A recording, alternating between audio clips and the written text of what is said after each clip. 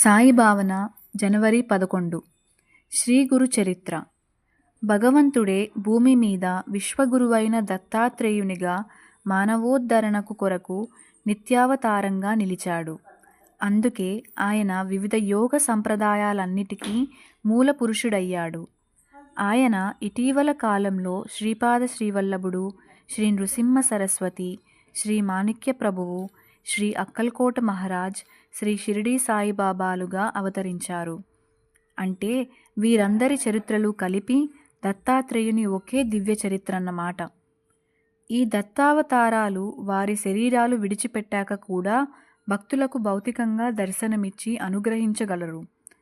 వారి అనుగ్రహం పొందటానికి వారి చరిత్రల పారాయణమే ముఖ్య సాధనము.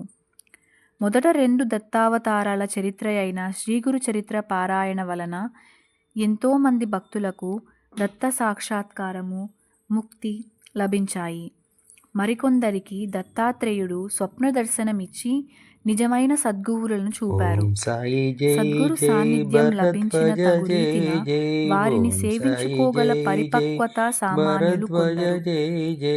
అటువంటప్పుడు శ్రీగురు చరిత్ర పారాయణ వలన అటువంటి యోగం అందరికీ కలుగుతుంది. అతి నిరాడంబరులైన శ్రీ సాయి తమను భక్తులు ఎలా సేవించాలో ఎన్నడూ చెప్పలేదు. కనుక వారి భక్తులకు శ్రీగురు చరిత్ర పారాయణం ఎంతో అవసరం. అందుకే కుషాబావు అనే భక్తుని చేత బాబా ఈ గ్రంథాన్ని 108 సార్లు పారాయణ చేయించారు. పరిపూర్ణులైన గురువును ఎలా అన్వేషించి ఆశ్రయించాలో చెప్పిన గ్రంథాలలో శ్రీగురు చరిత్ర ముఖ్యమైనది. శ్రీ సచ్చిదానంద సమర్థ సద్గురు సాయినాథ్ మహారాజ్ కీ జై.